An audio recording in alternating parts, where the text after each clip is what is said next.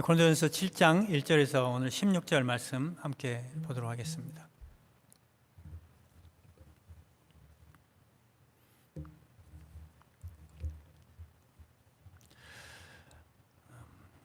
한 절씩 하나님의 말씀을 교독에서 받도록 읽도록 하겠습니다. 제가 먼저 읽습니다. 여러분이 적어보낸 문제를 두고 말하겠습니다. 남자는 여자를 가까이 하지 않는 것이 좋습니다. 그러나 음행에 빠질 유혹 때문에 남자는 저마다 자기 아내를 두고 여자도 저마다 자기 남편을 두도록 하십시오. 남편은 아내에게 남편으로서의 의무를 다하고 아내도 그와 같이 남편에게 아내로서의 의무를 다하도록 하십시오. 아내가 자기 몸을 마음대로 주장하지 못하고 남편이 주장합니다. 마찬가지로 남편도 자기 몸을 마음대로 주장하지 못하고 아내가 주장합니다. 서로 물리치지 마십시오. 여러분이 기도에 전념하기 위하여 얼마 동안 떨어져 있기로 합의한 경우에는 예외입니다. 그러나 그 뒤에 다시 합하십시오. 여러분이 절제하는 힘이 없는 틈을 타서 사단이 여러분을 유혹할까 염려되기 때문입니다. 그러나 내가 이것을 말하는 것은 그렇게 해도 좋다는 뜻으로 말하는 것이지 명령으로 말하는 것은 아닙니다. 나는 모든 사람이 다 나와 같이 되기를 바랍니다. 그러나 각 사람은 하나님께로부터 받은 은사가 있어서 이 사람이 이러하고 저 사람은 저러합니다. 결혼하지 않는 남자들에게와 가부들에게 말합니다. 나처럼 그냥 지내는 것이 그들에게 좋습니다. 그러나 절제할 수 없거든 결혼하십시오. 욕정에 불타는 것보다는 결혼하는 편이 낫습니다. 결혼한 사람들에게 말합니다. 이것은 나의 말이 아니라 주님의 명령입니다. 아내는 남편과 헤어지지 말아야 합니다. 만일 헤어졌거든 재혼하지 말고 그냥 지내든지 그렇지 않으면 남편과 화해해야 합니다. 그리고 남편도 아내를 버리지 말아야 합니다. 그 밖의 사람들에게 말합니다. 이것은 나의 말이요 주님의 말씀은 아닙니다. 어떤 교우에게 믿지 않는 아내가 있는데 그 여자가 남편과 같이 살기를 원하면 그 여자를 버리지 말아야 합니다. 또 어떤 여자에게 믿지 않는 남편이 있는데 그가 아내와 같이 살기를 원하면 그 남편을 버리지 말아야 합니다. 믿지 않는 남편은 그의 아내로 말미암아 거룩해지고 믿지 않는 아내는 그 남편으로 말미암아 거룩해졌습니다. 그렇지 않으면 그들의 자녀도 깨끗하지 못할 것인데 이제 그들은 거룩합니다. 그러나 믿지 않는 사람 쪽에서 헤어지려고 하면 헤어져도 됩니다. 믿는 형제나 자매가 이런 일에 얽매일 것이 없습니다. 하나님께서는 여러분을 부르셔서 평화롭게 살게 하셨습니다. 아내든이여 그대가 혹시나 그대의 남편을 구원하는지 어찌합니까? 남편든이여 그대가 혹시나 그대의 아내를 구원하는지 어찌합니까? 아멘. 사실 우리는 도덕적으로 굉장히 혼란한 그런 시대에 살고 있습니다. 한국도 마찬가지인데 한국도 대가족제도가 굉장히 붕괴됐고요. 또 전통적인 도덕관이 무너지면서 혼란을 겪고 있습니다. 성경적인 기초 위에 청교도 신앙의 정신 위에 세워졌던 우리가 살고 있는 이 미국 땅도 기독교 윤리가 거부되면서 도덕적인 혼란을 겪고 있습니다. 이런 혼란 가운데 이혼율이 급증하고 가정이 파괴되어 가고 있습니다. 이제는 가정이니 부부니 하는 전통적인 단어조차도 의미가 굉장히 애매해지고 있죠. 이러한 혼란 가운데 기독교인들도 마찬가지로 굉장히 혼동스럽습니다. 이게 맞는 것인가? 기독교인들도 예외가 아닙니다. 일반인들보다 이혼율이 약간 더 높다는 통계가 나와 있어요. 굉장히 제가 그 통계를 보면서 마음이 안 좋았던 그런 기억이 있습니다.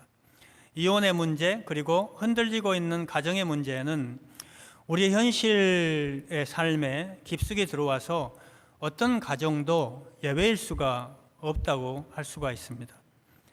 이것은 우리가 오늘 읽은 고린도 교회 안에도 심각한 문제였습니다. 그래서 오늘 고린도서 7장에서는 결혼에 관해서 얘기하면서 그 말씀하고 있는데 어떻게 보면 부부의 어떤 성생활 문제, 또 이혼의 문제, 그리고 독신 생활의 문제들을 말씀하고 있는데, 제가 말씀을 이렇게 준비하면서 그런 생각을 했어요. 이게 음식도 편식을 하면서 하면 건강에 좋지 않은데, 참 우리가 정말로 다양하게 하나님 주신 말씀을 골고루 먹는 게, 잘 섭취하는 게 중요하겠다, 이런 생각을 하면서 준비를 했습니다. 그래서 우리가 이 말씀도 기독교인의 삶의 원칙을 잘 오늘 말씀을 통해서 들으면 좋겠다, 이런 생각을 하게 됩니다. 이런 말씀을 들을 때 성령님께서 여러분의 마음속에 깊은 깨달음을 주는 시간이 되시기를 바랍니다. 첫 번째, 오늘 본문에서 우리가 배울 수 있는 진리는, 결혼한 사람은요, 상대방 중심으로 성생활을 하라고 성경은 이야기하고 있습니다.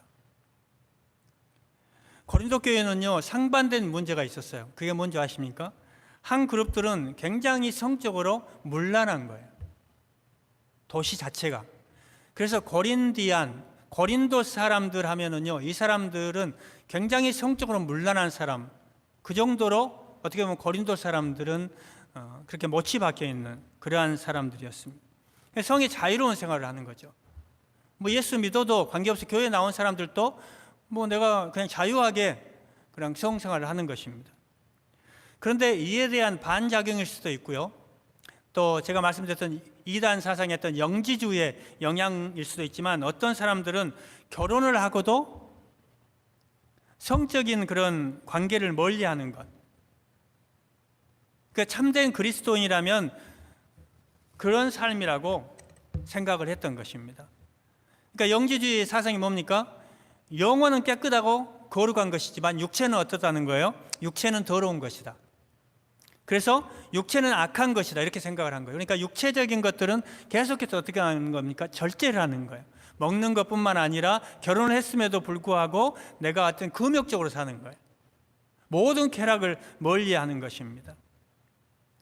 우리 한국 사회에서도 마찬가지예요. 여러분, 알게 모르게 유교적인 영향을 받아서요, 성에 대해서 이런 것들을 얘기하면 굉장히 폐쇄적이라고 생각하고, 저 사람 이상한 사람 아니야, 이렇게 생각할 경우가 많이 있죠. 그리고 부정적인 관념을 가진 사람도 많고요. 그래서 이런 사람들을 위해서 지금 고린도전서 7장에서는 지금 사도 바울이 그렇게 이야기하고 있는 거예요. 물론 하나님의 말씀은요, 성적으로 마음대로 살라고 얘기하지 않습니다. 막 방종하며 살라고, 자유다, 아무렇게 살아라, 이렇게 말하지 않아요. 그러나 여러분 기억해야 될 것은, 성에 대해서 폐쇄적으로 그냥 이건 모든 것이 죄다, 이렇게 하지 않습니다. 자, 오늘 한번 말씀을 통해서 한번 볼까요? 3절 한번 볼까요? 3절 읽어보겠습니다. 남편은 아내에게 남편으로서의 의무를 다하고, 아내도 그와 같이 남편에게 아내로서의 의무를 다하도록 하십시오. 무슨 말이에요? 성생활의 의무를 다하라는 거예요. 결혼했으면 그게 의무라는 거예요. 의무를 등한히 하지 말라는 것입니다. 성경에 정말로 구체적으로 별게 다 있죠, 여러분. 그리고 더 나아가서 어떻게 말하고 있습니까? 성생활을 할 때 상대방 중심으로 하라는 거예요. 상대방 중심으로. 자, 내 중심으로 하지 말고 상대방 중심으로. 4절도 한번 보시죠. 4절 읽어보겠습니다. 시작.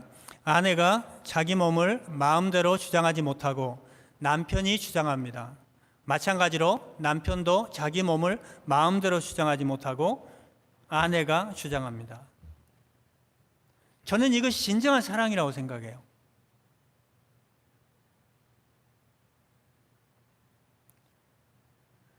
남편이 자기 몸을 주장해서는 안 된다. 아내가 자기 몸을 주장해서는 안 된다. 내 몸 내가 마음대로 하는데 어때? 여러분, 우리가 결혼했으면 어떻게 되죠? 결혼을 하게 되면 부부가 어떻게 돼요? 성경은 뭐라고 얘기합니까? 한 몸이라고 얘기합니다. 그러니까 아내가 자기 생각대로만 자기 몸을 사용하지 말고, 어떤 때는 내가 어떠한 성적인 그런 감이 없어도 남편이 요청하면 어떻게 해야 된다는 거예요? 응해야 된다는 거예요. 반대로 거꾸로도 마찬가지. 남편이 이와 같이 자기 몸을 자기 마음대로 주장해서는 안 되고, 아내의 요청에 의해서, 아내의 필요에 의해서 어떻게 해야 된다는 거예요? 그것이 이루어져야 된다는 것입니다. 이게 무슨 말이에요? 상대방 중심으로 결혼했으면 성생활을 하라는 거예요.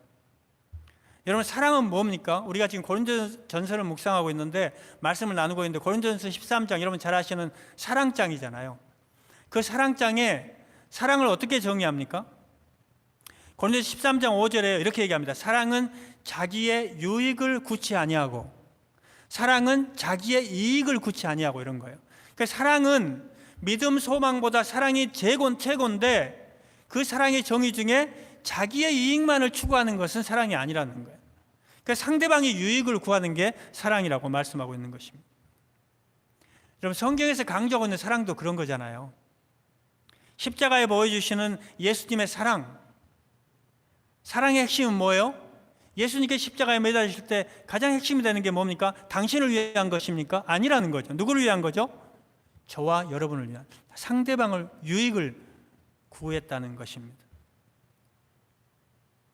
그렇다고 해서 여러분, 배우자 중심으로 하라고 했다고 해서 일방적으로 막 그렇게 요구하고 그러면 안 되죠. 여러분, 아내들이요, 남편의 어떠한 그런 성적인 욕구에 응하기 힘든 것은 대부분이 어떤 경우죠? 몸이 피곤하기 때문에 그런 거예요. 애를 키우고 집안일을 하고 어떤 경우는 직장생활까지 하잖아요. 그렇기 때문에 남편이 어떤 그런 성관계를 원하면 강요하는 대신에 설거지를 도와준다든지, 집안일을 도와준다든지, 아기가 어리면 잠을 재우든지, 목욕을 시키든지, 아내의 마음을 먼저 이렇게 달래도록 해야 되는 거잖아요. 이게 잘못 해석하면 이상하게 되는 거죠. 아내도 마찬가지죠. 아내가 그런 것들을 원하면은 강요하는 대신에 남편이 좋아하는 음식을 만든다든지, 아니면 분위기를 맞추든지 이렇게 해야 되는 거예요. 그러니까 근본적으로 상대방 중심으로 어떻게 해야 된다고요? 그런 성생활을 해야 된다는 것입니다. 그렇다면 왜 우리가 상대방 중심으로 해야 될까요? 성경은 구체적으로 그걸 말하고 있어요. 그 이유는 무엇일까요? 첫 번째는요, 음행의 죄를 극복하기 위해서라고 말씀합니다. 2절 말씀 한번 볼까요? 읽겠습니다. 그러나 음행에 빠질 유혹 때문에 남자는 저마다 자기 아내를 두고 여자도 저마다 자기 남편을 두도록 하십시오. 여러분, 결혼의 이유 중에 하나가 음행의 죄를 예방하기 위해서다. 여러분, 이건 결혼의 가장 중요한 이유는 아니에요. 그러나 결혼에 여러 가지 이유가 있는데 결혼한 이유 중에 하나가 이것이 된다는 것이죠. 소극적인 이유. 그러니까 인간이 성적인 필요가 있는데 그것을 처리하지 못하고 계속 엉망진창의 그냥 성적으로 무질서하고 부도덕한 삶을 삶으로써 계속적인 그런 음행의 범죄 가운데 거하는 것보다 어떻게 하라는 거예요? 결혼하라는 거예요. 그렇게 살아가는 사람들 있잖아요. 무질서하게. 결혼의 소극적인 이유가, 그리고 적극적으로 결혼했을 때 부부에 맞춰서 생활하는 이유가 음행의 범죄를 극복하기 위해서라는 것입니다. 두 번째 이유는요, 사탄에게 기회를 주지 않기 위해서입니다. 자, 5절 마지막 부분 한번 읽어볼까요? 5절 여러분이부터 한번 읽어보겠습니다. 5절 말씀. 네, 뒤에 여러분이 절제하는 거기서부터 읽어보겠습니다. 읽겠습니다. 여러분이 절제하는 힘이 없는 틈을 타서 사단이 여러분을 유혹할까 염려되기 때문입니다. 자, 지금 무엇 때문에 그렇다는 거예요? 사단이 틈탈까 봐. 에베소서 4장 27절도 마찬가지입니다. 에베소서 4장 27절 한번 볼까요? 읽겠습니다. 마귀에게 틈을 주지 말라. 뭘 주지 말라고요? 틈을 주지 말라. 틈. 사단은요, 틈을 노려요. 계속 틈을 노립니다. 여러분, 부부가 갈라지면은요, 누가 제일 좋아할까요? 마귀가 제일 좋아하죠. 마귀는요, 고소하는 사람이거든요. 참소자. 여러분, 마귀가요, 헬라어로 디아볼로스입니다. 디아볼로스. 마귀를 디아볼로스라고 하는데요, 이 디아라는 이 뜻이요, 사이라는 말이에요. 사인. 영어로 말하면 비트윈이겠죠. 사이.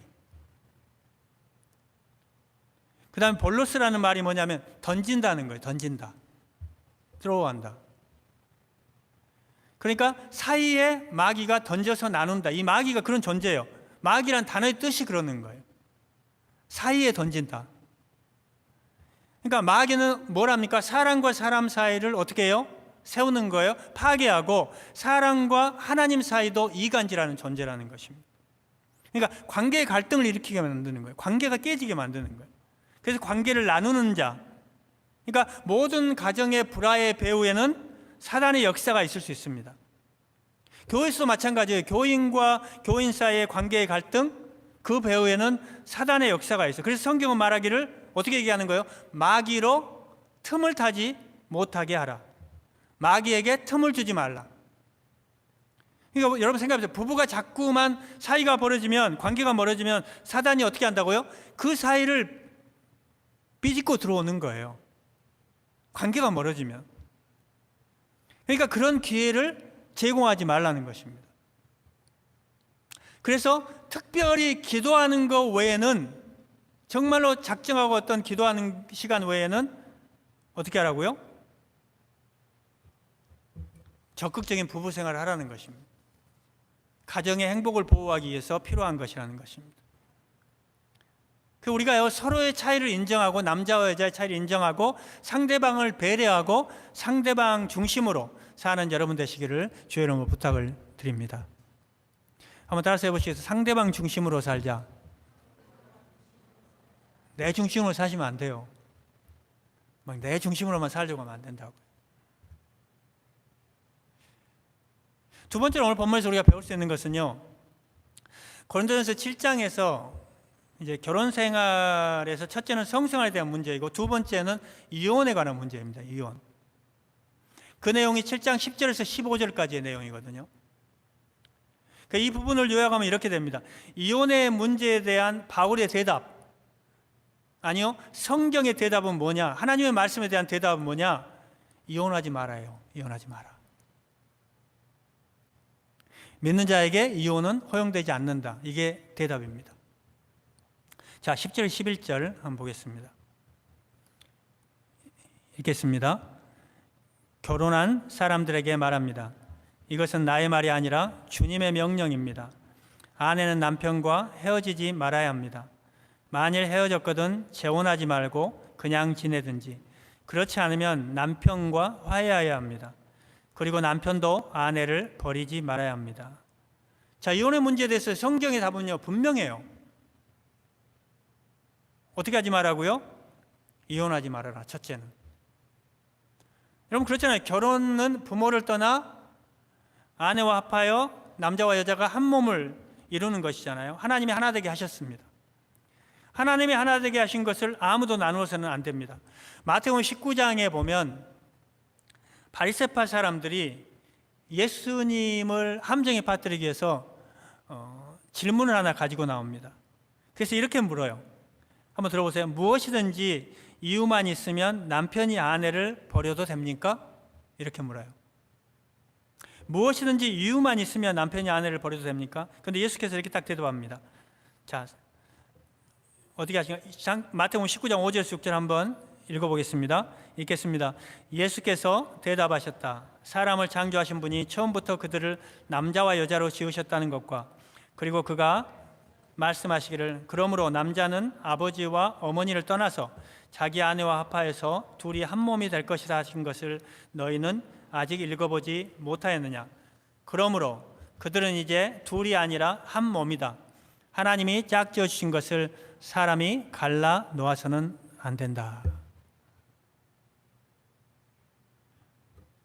뭐라는 거예요? 지금 갈라지는 것이 하나님의 뜻이 아니라는 겁니다. 할 수 있으면 이혼하지 말라는 거예요. 헤어지지 말라고 해요. 헤어질지라도 뭐라고 얘기합니까? 그냥 지내든지 다시 남편과 화해하든지 아내와 화해하든지, 헤어졌더라도 기다리는 거죠. 아내가 돌아오기를, 남편이 돌아오기를. 그리고 할 수 있으면 뭘 하라는 거예요? 회복을 추구하라는 거예요. 회복될 수 있게끔. 이것은 바울의 말이 아니라 주님의 명령이다. 이것을 명한 분은 주님이시다. 이렇게 말씀하고 있는 것이죠. 그러면 여러분, 이런 경우가 생겨요. 둘 중에 한 명이 그럼 불신자일 경우는 어떻게 해야 됩니까? 안 믿는 사람의 경우. 여러분, 고린도 교인들 가운데서도요, 부부 중에서 한 명만 예수 믿고 다른 한쪽은 예수를 믿지 않는 경우가 많이 있었던 거로 보여요. 자, 이때 믿는 쪽은요, 신앙생활 하거나 하나님의 그 일을 하는데, 봉사활동을 하는 데 있어서 믿지 않는 배우자 때문에 굉장히 많은 지장을 받고 더 나아가서는 핍박을 받았을지도 몰라요. 그렇죠?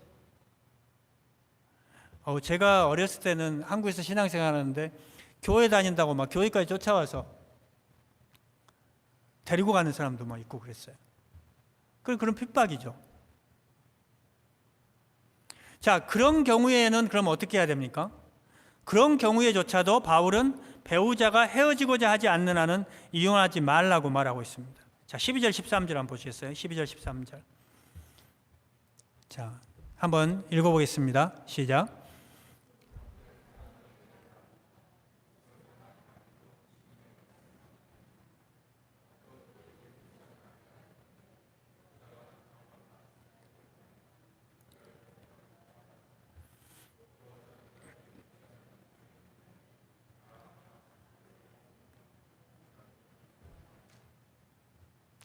자, 무슨 말입니까?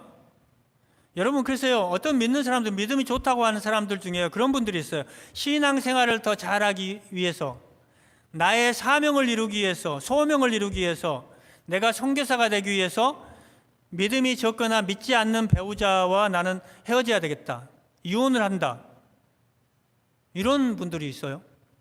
그거 맞지 않다는 거예요. 그건 진정한 크리스찬이라면 그런 생각은 할 수가 없는 거예요. 그러니까 한쪽이 믿지 않는 사람이라고 하더라도 뭐 하지 말라는 거예요? 이혼하지 말라는 거예요. 이런 믿지 않는 사람과 결혼하는 건 자기 선택이었잖아요. 여러분, 그렇다고 믿지 않는 사람과 결혼하는 것이 죄다 이런 건 아니에요. 어떤 분들은 고린도후서 6장 14절에 예를 들어서 고린도후서 6장 14절 이런 말씀이 있거든요. 믿지 않는 사람들과 멍에를 함께 매지 말라. 그런데 이것은요, 결혼에 관한 것이 아니고요, 믿지 않는 사람과 밀착해서 그들과 같은 삶을 살지 말라는 거거든요.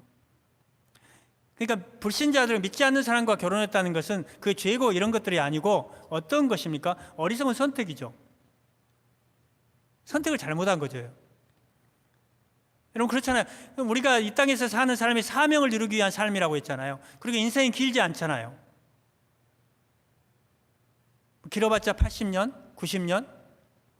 그 짧은 세월 동안에 우리가 사명을 이루면서 살아야 되는데 믿지 않는 선택을 한 사람들은 어떻게 해야 돼요? 그 한 사람이 구원 받을지 받지 않을지도 모르면서도 그분을 위해서 우리가 살아야 되잖아요. 헌신하면서.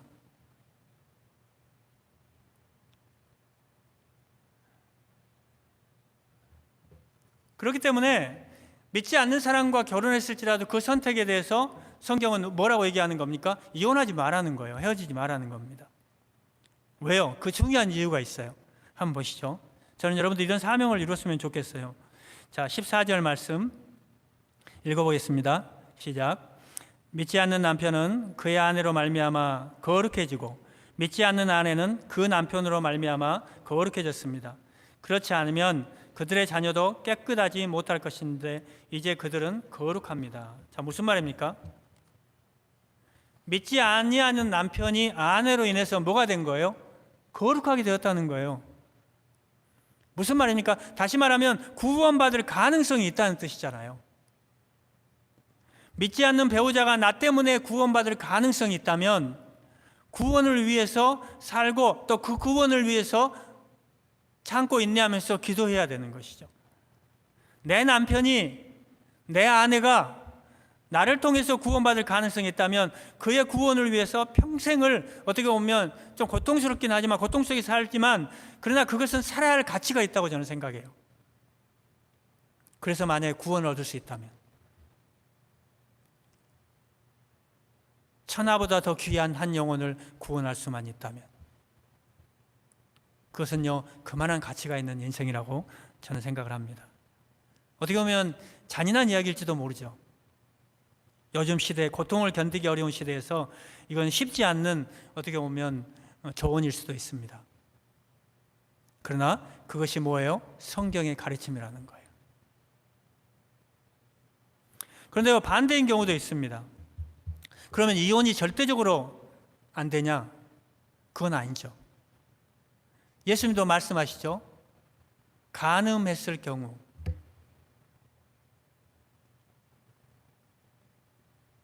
그리고 오늘 사도 바울도 얘기합니다. 믿지 않는 배우자가 내가 크리스찬이 되었다는 사실을 이유로 이혼하자고 하면 이혼에 어떻게 하라고 그래요? 응하라고 그래요. 믿지 않는 배우자. 내가 예수 믿게 됐어요, 어느 날. 근데 믿지 않는 배우자가 나한테 와가지고 당신 이제 예수 믿게 됐으니까 나하고 이혼해. 그럼 뭐라고 얘기합니까? 성경 분명하게 합니다. 헤어지라고 그래요. 자, 15절 한번 읽어보시겠어요? 읽겠습니다. 그러나 믿지 않는 사람 쪽에서 헤어지려고 하면 헤어져도 됩니다. 믿는 형제나 자매가 이런 일에 얽매일 것이 없습니다. 하나님께서는 여러분을 부르셔서 평화롭게 살게 하셨습니다. 저도요, 배우자가 예를 들어서 도박이나 마약 중독이나 또 자신과 자녀들의 어떤 생존권을 위협할 정도의 어떤 그런 폭력을 사용한다면은, 그런 상황에 처해있다면 저는 이혼을 할 수 있다고 생각합니다. 믿지 않는 남편이나 아내가 주도해서 이혼이 이루어졌다면 그것에 관해서는 너무 죄책감을 가질 필요가 없다고 성경은 얘기합니다. 마지막에 그렇게 얘기하고 있는 거예요. 그렇게 헤어졌더라도 여러분을 부르셔서 그냥 평화롭게 살게 하셨습니다. 너무 죄책감 갖지 말라는 거예요. 만약에 그렇게 됐다면. 이것이 이혼의 문제에 대한 성경의 대답입니다. 여러분, 이혼 문제에 대해서 교회는요, 저는 두 가지 역할을 해야 된다고 생각합니다. 두 가지 역할. 첫 번째 역할은 뭐냐면요, 교회는요, 이혼을 예방해야 돼요. 이혼을 하지 않도록. 그래서 이혼에 대한 가르침, 또 결혼에 대한 가르침, 성경적 결혼관, 이런 것들을 제대로 가르쳐서 교인들이 이혼하지 않도록 도와야 됩니다. 이것이 교회의 역할이 돼야 돼요. 이혼을 예방해야죠. 세상의 흐름이 다 두 가정이 하나는 헤어진다 하니까 무조건 여러분 마음에 안 들면 헤어지십시오, 이렇게 하면 되겠어요? 성경적인 결혼관, 성경적인 어떤 그런 이혼에 대한 가르침을 가르치고 그걸 예방을 해야 돼요. 가능하면. 그리고 또 하나의 중요한 일을 해야 되는데, 그건 뭐냐면요, 이혼한 사람들의 고통을 우리가 담당해야 돼요. 감당해 줘야 됩니다. 이혼한 사람들 얼마나 아프겠어요, 여러분? 얼마나 고통스럽겠어요? 물론 아무리 세상이 이혼을 많이 하는 그런 퍼센트가 높다고 해도 여러분, 이혼하는 사람들이 얼마나 그 고통스럽겠냐고요. 자녀들도 마찬가지. 그 상처들이. 그렇기 때문에 우리 교회가 해야 될 일은 이혼을 예방도 해야 되지만 그 이혼한 사람들의 고통을 담당하고 그것을 해결해 줘야 돼요. 이미 이혼한 사람들을 향해서 교회는 그런 역할을 해야 된다는 것입니다. 치유자 역할을 해야 돼요. 치유하는 일. 어떤 사람들은요, 어떤 교회는요, 막 이혼한 사람들을 막 정죄합니다. 그런데 여러분, 이미 이혼한 사람은 어떻게 하겠어요? 우리가 이런 사람에게 아픔과 상처를 줘서는 안 되는 거죠. 상처를 치유하는 역할을 감당해야 되는 것입니다. 저는요, 건강한 교회는, 우리 비전 교회는요, 이 두 가지 역할을 감당해야 되는 거죠.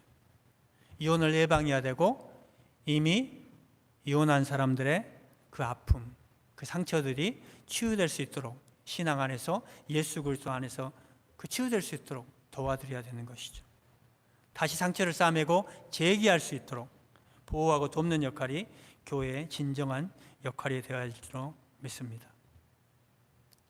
성령님께서요, 저는 우리 가정들을 견고하게 해주시기를, 자녀들의 가정도 지켜주시기를 여러분 기도했으면 좋겠어요. 그리고 우리 주위에 상처받은 사람들을 싸매어주고 그들을 세워주도록 노력하는 저와 여러분이 되시기를 주의 이름으로 부탁을 드립니다. 기도하겠습니다.